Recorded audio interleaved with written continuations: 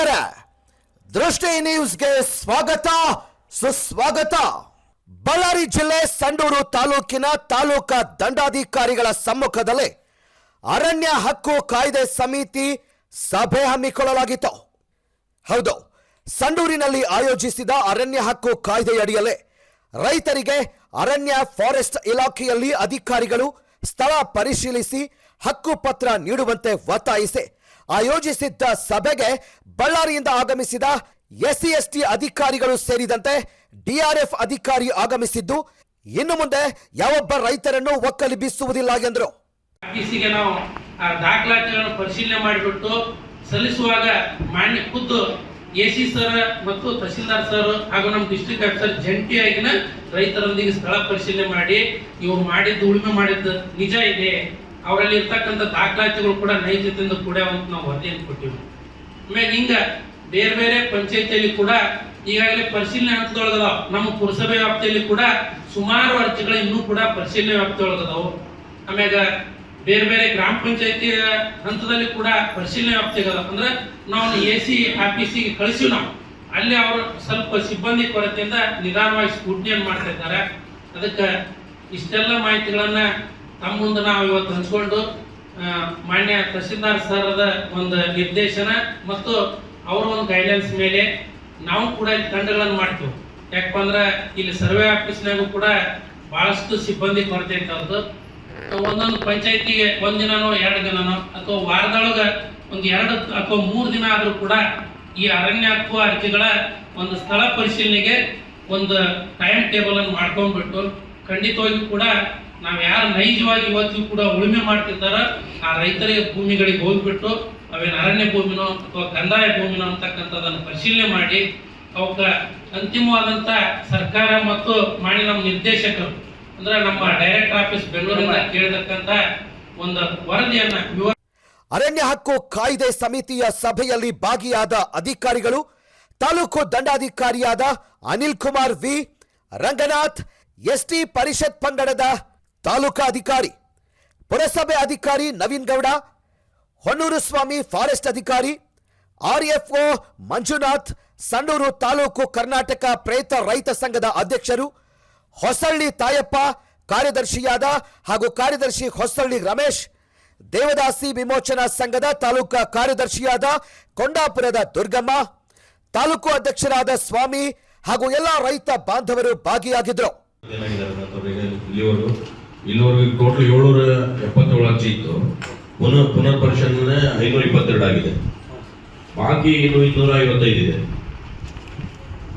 ಉಪವಿಭಾಗ ಮಟ್ಟಕ್ಕೆ 28 ಹೋಗಿದೆ. ಸುಶೀಲಾರ ಬಿಡಿಗಾರ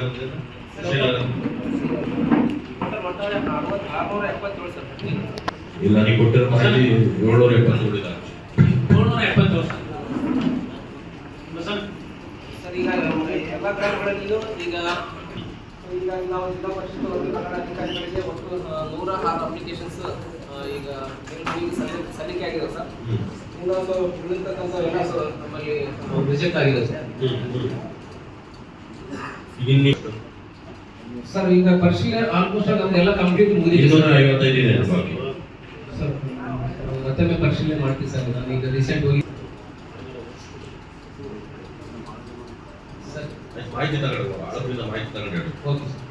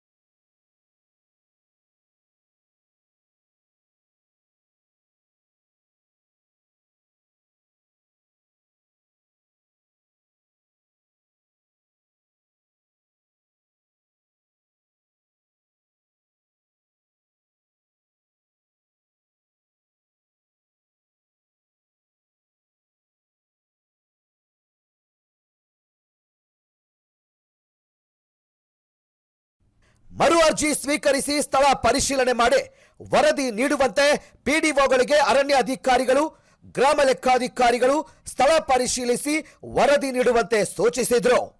ನಮ್ಗೆ ಈಗಾಗಲೇ ಎಲ್ಲರಿಗೂ ಗೊತ್ತಿದೆ ಅದ್ರ ಬಗ್ಗೆ. ಅಂದ್ರೆ ನಮ್ಮ ಸಂಡೂರಲ್ಲಿ ಸುಮಾರು 20 ಗ್ರಾಮ ಪಂಚಾಯತಿ ಮತ್ತು ನಮ್ಮ ಸಂಡೂರು ಪುರಸಭೆ ವ್ಯಾಪ್ತಿಯಲ್ಲಿ ನಮ್ಮ ಅರಣ್ಯ ಪ್ರದೇಶ, ಈ ಕಡೆ ಬೊಮ್ಮಘಟ್ಟ, ಜಿಯಲಹಳ್ಳಿದು ಗುಡೇಕೋಟೆ ಭಾಗ ಬರುತ್ತೆ, ಆಮೇಲೆ HKಹಳ್ಳಿ, ಆ ಕಡೆ ನಿಡಗುತ್ತಿ, ಆಮೇಲೆ ಅಗ್ರಹಾರ ಭಾಗ ಅದು ನಮ್ಮ ಕೂಡ್ಲಿ ವಲಯ ಬರುತ್ತೆ. ಅಂದ್ರೆ ನಮ್ಮ ಈಗಾಗಲೇ ಆದಾಗ್ಯೂ ಕೂಡ ಮಾನ್ಯ ಮುಖ್ಯಮಂತ್ರಿಗಳಾದಂಥ ಸಿದ್ದರಾಮಯ್ಯ ಸಾಹೇಬರು ಇದರ ಬಗ್ಗೆ ವಿಶೇಷ ಒಂದು ಕಾಳಜಿಯನ್ನು ವಹಿಸಿ, ಅಂದ್ರೆ ಕೇವಲ ಈ ದಾಖಲಾತಿಗಳನ್ನು ನಾವು ಏನಿದಕ್ಕೆ ಅರಣ್ಯ ಹಕ್ಕಿಗೆ ಜೋಡಿಸ್ಬೇಕು, ಈ ST ಅಂದ್ರೆ ಪರಿಶಿಷ್ಟ ಪಂಗಡ ಜನರಿಗೆ, ಈ ಪರಿಶಿಷ್ಟ ಪಂಗಡ ಜನ ಅಂದ್ರೆ ಈ ST ಜನರನ್ನು ಹೊರತುಪಡಿಸಿ ಉಳಿದ ಮಾಡ್ಕೊಂಡು ಜೀವನವನ್ನು ಕಟ್ಕೊಂಡಿದ್ದಾರೆ ಅಂತಕ್ಕಂಥ ಒಂದು ಉದ್ದೇಶವನ್ನು ಇಟ್ಕೊಂಡು ಅವ್ರು OTFT ಅಂತ ಕರೀತಾರೆ. ಅವ್ರಿಗೆ ಯಾವುದು 4 ವಲಯಗಳನ್ನು ಗುರುತಿಸಿಕೊಡ್ರಿ ಅವ್ರು ಕೇಳ್ತಕ್ಕಂಥ ಪ್ರಶ್ನೆ. ಅವ್ರು ಇದ್ರ ಬಗ್ಗೆ ಬಹಳಷ್ಟು ಹೋರಾಟಗಳನ್ನು ಮಾಡ್ಯಾರ. ಅವ್ರ ಲೆಟರ್ನು ಕೂಡ ಕೊಟ್ಟಾರ ಮಾನ್ಯ DC ಸರ್ಗೆ. DC ಸರ್ ಕೂಡ ಮಾನ್ಯ ತಹಸೀಲ್ದಾರ್ ಸರ್ಗೆ ಲೆಟರ್ಗಳನ್ನು ಹಾಕ್ಯಾರ. ಏನು ಅಂದ್ರೆ 4 ವಲಯಗಳನ್ನ ನೀವು ಬೇರೆ ಬೇರೆ ಮಾಡ್ರಿ, ಅಥವಾ ಎಲ್ಲಿ ಬರುತ್ತೆ ಬಾರ್ಡ್ರು. ಕೆಲವೊಂದಿಷ್ಟು ಗೊಂದಗಳು ಮುಂಚೆ ಆಗಿಲ್ಲ ಅಂತಲ್ಲ, ಅವ್ರು ಹೇಳೋದು ಕೂಡ ಸತ್ಯ ಇದೆ.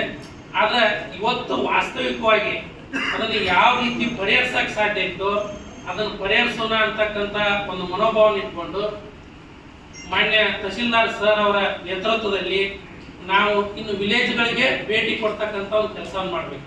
ಅಂದ್ರೆ ಯಾರು ರೆಕಾರ್ಡ್ಲಿ ಕರೆಕ್ಟ್ ಅದಾರ ಅವ್ರ ಬಗ್ಗೆ ಅಲ್ಲ, ಇದೇನಪ್ಪಾ ಅಂದ್ರೆ OTFT.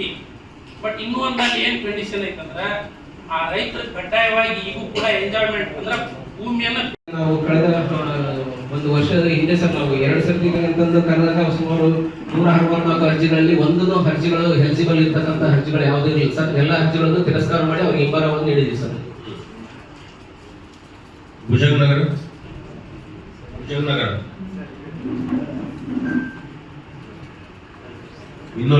ಇದೆ ಅರ್ಜಿ. 281 ಪುನಃ ಪರಿಶೀಲನೆ ಮಾಡಿದರೆ ಉಪವಿಭಾಗ ಮಟ್ಟಕ್ಕೆ ಟೋಟಲ್ 207 ಅರ್ಜಿಗಳಿದಾವೆ ಸರ್. 29/1/2025 ಗ್ರಾಮ ಸಭೆ 13 ಫಲಾನುಭವಿಗಳು ಅರ್ಜಿಗಳನ್ನು ರಿಸೀವ್ ಮಾಡಿಕೊಂಡು ಸರಿ ಇದೆ ಅಂತ ಹೇಳ್ಬಿಟ್ಟು ಜಿಲ್ಲಾ ಮಟ್ಟದ ಇಲಾಖೆಗೆ ಸೈನ್ ಮಾಡಿದ್ದಾರೆ. ನರಸಿಂಗಾಪುರ ನಮ್ಮದೇ ಇದೆ ಸರ್. 38 ಅರ್ಜಿ, 31 ಅರ್ಜಿಗಳು ಸರ್. ಟೋಟಲ್ 38 ಅರ್ಜಿಗಳಲ್ಲಿ ಸರ್ 31 ಅರ್ಜಿಗಳು ಹೋಗಿದ್ದಾವೆ ಸರ್. ಎಲಿಜಿಬಲ್ ಇದೆ. ಕೃಷ್ಣನಗರ ಆಮೇಲೆ ಪುನಃ ಪರಿಶೀಲನೆ ಮಾಡಬೇಕಾದ್ರೆ PDOಗಳಿಗೆ ಸ್ವಲ್ಪ ಯಾಕೆ ಬಗ್ಗೆ ಸ್ವಲ್ಪ ಮಾಹಿತಿ ಗೊತ್ತಿಲ್ಲ, ಬೇಗ ರಿಜೆಕ್ಟ್ ಮಾಡಿ ಸಾಕ್ಬಿಡ್ತಾರೆ ಅವರು ಅಂತ ಹೇಳ್ತಿದ್ದಾರೆ. ಅದೊಂದು ಪಾಯಿಂಟ್. ಈಗ ಪುನಃ ಪರಿಶೀಲನೆ ಮಾಡಲಿಕ್ಕೆ ನಾವು ಮತ್ತೆ ಯಾರಾದ್ರೂ ಅರ್ಜಿ ಕೊಟ್ಟರೆ ಪುನಃ ಪರಿಶೀಲನೆ ಮಾಡ್ಬೋದು ನಾವು, ಇಲ್ಲ ಅಂತ ಹೇಳಕ್ ಬರಲ್ಲ ಅವ್ರಿಗೆ. ನಾವು ಈಗಾಗಲೇ ಪುನಃ ಪರಿಶೀಲನೆ ಮಾಡ್ಬಿಟ್ಟಿವಿ ಇದನ್ನ ಅಂತ ಹೇಳಿ ಹೇಳಕ್ ಬರಲ್ಲ, ಮತ್ತೆ ಅರ್ಜಿ ಕೊಟ್ಟರೆ ಮಾಡ್ಬೇಕಾಗತ್ತೆ. ಪುನಃ ಪರಿಶೀಲನೆ ಮಾಡಿ ಅದೊಂದು ಕಾಪಿ ಇವ್ರಿಗೆ AC ಸಾಹೇಬ್ಗೆ ಒಂದು ಹಾಕ್ಬೇಕು, ತಹಸೀಲ್ದಾರ್ ಅವ್ರಿಗೆ ತಾಲೂಕು ಹಾಕ್ಬೇಕು ಒಂದು ಕಾಪಿ. ಈ ತರ ಮಾಡಿದ್ರೆ ಆ ಅಪ್ಲಿಕೇಶನ್ ಕ್ಲೋಸ್ ಆಗ್ಬಿಡುತ್ತೆ. ನಾವು ಸರಿಯಾಗಿ ಮಾಡಿಲ್ಲ ಅಂತ ಹೇಳಿದ್ರೆ ಮತ್ತೆ ರಿಪೀಟ್ ಅವ್ರು ಹಾಕ್ತಾನೆ ಇರ್ತಾರೆ. ಆಲ್ಮೋಸ್ಟ್ ಈಗ ಬೇರೆ ಡಿಸ್ಟಿಕ್ ಅಲ್ಲಿ ಸಿಕ್ಕಾಪಟ್ಟೆ FRA ಇದು ಕೊಟ್ಟಿದ್ದಾರೆ, ಪಟ್ಟ ಕೊಟ್ಟಿದ್ದಾರೆ. ನಮ್ಮ ಡಿಸ್ಟಿಕ್ ಅಲ್ಲಿ ಮಾತ್ರ ಕೊಟ್ಟಿಲ್ಲ ನಾವು. ಹಂಗಾಗಿ ಇದು ವೆರಿ ಕ್ರಿಟಿಕಲ್ ಆಕ್ಟ್ ಇದು. ಆಮೇಲೆ ಒಳ್ಳೆ ಜನರಿಗೆ ಹೆಲ್ಪ್ ಮಾಡ್ತಕ್ಕಂಥ ಆಕ್ಟ್. ಯಾವುದೇ ಕಾರಣಕ್ಕೂ ಅರ್ಜಿನ ಲೇಜಿಯಾಗಿ ಡಿಸ್ಪೋಸಲ್ ಮಾಡಬಾರ್ದು. ಸ್ವಲ್ಪ ಅವ್ರಿಗೆ ಅಪ್ಲಿಕೇಶನ್ ಡಾಕ್ಯುಮೆಂಟ್ ಇಲ್ಲ ಅಂತ ಹೇಳಿದ್ರೆ ಕೂಡಿಸ್ಕೊಂಡು ಅವ್ರಿಗೆ ಇಂಥ ಡಾಕ್ಯುಮೆಂಟ್ ಇದ್ದರೆ ತಗೊಂಡು ಅಂತ ಕೇಳ್ಬೇಕು. ಅದರಲ್ಲಿ ಯಾಕಂದ್ರೆ ಹೇಳಿದ್ದಾರೆ ಈ ತರ ಡಾಕ್ಯುಮೆಂಟ್ ಇದ್ರೆ ಮಾಡಿ ಅಂತ ಹೇಳಿದ್ದಾರೆ. ನಾನು ಹೇಳ್ತೇನೆ ಸರ್ಕಾರದ ಮತ್ತು ಸುಪ್ರೀಂ ಕೋರ್ಟ್ ನಲ್ಲಿ ಆದಂತ ಒಂದು ತೀರ್ಮಾನ. ಅದಕ್ಕೆ ಇಲ್ಲಿವರೆಗೆ ನಾವು ವಿವಿಧ ಗ್ರಾಮ ಪಂಚಾಯತಿಗಳಲ್ಲಿ ಮತ್ತು ಗ್ರಾಮಗಳಲ್ಲಿ ಈ ಅರಣ್ಯ ಹಕ್ಕು ಸಮಿತಿಯನ್ನು ನಡೆಸಿದಾಗ ನಮಗೆ ಕಂಡು ಬಂದದ್ದು ಏನಪ್ಪಾ ಅಂದ್ರೆ ST ಜನಾಂಗದವರು ಒಂದು ಈಜಿಯಾಗಿ ಇದಕ್ಕೆ ದಾಖಲಾತಿಗಳನ್ನು ಒದಗಿಸಬಹುದು. ಆದ್ರೆ ಈ ಅನ್ಯ ಜನಾಂಗದವ್ರು ಅಂದ್ರೆ OTFT ಅಂತ ನಾವು ಏನು ಕರಿತೀವಿ, ಬೇರೆ ಬೇರೆ ಜನಾಂಗದವ್ರು ಇದಕ್ಕೆ ದಾಖಲಾತಿಗಳನ್ನು ಒದಗಿಸೋದು ತುಂಬಾ ಕಷ್ಟ. ಯಾಕಪ್ಪ ಅಂದ್ರೆ ನಾವು ಕೂಡ ಎಲ್ಲ ಬಂದ್ಮೇಲೆ 2024ರಿಂದ ಮೊದಲ ಆದ್ರೂ ಕೂಡ ಮತ್ತೆ ಒಮ್ಮೆ ಎಲ್ಲ PDOಸ್ಗೂ ಇದು ಗಮನಕ್ಕೆ ಐತೆ. ಆಮೇಲೆ ನಮ್ಮ ಎಲ್ಲ ಅರಣ್ಯ ಅಧಿಕಾರಿಗಳು ಕೂಡ ಇದು ಗಮನಕ್ಕೆ 2024 ಈ ಕಡೆನೂ ನಾವು ಅರ್ಜಿಗಳನ್ನು ಪುನರ್ ಪರಿಶೀಲನೆ ಮಾಡಿವು. ಆದ್ರೆ ಮುಗಿದು ಅಂತಲ್ಲ ಅವಕಾಶ.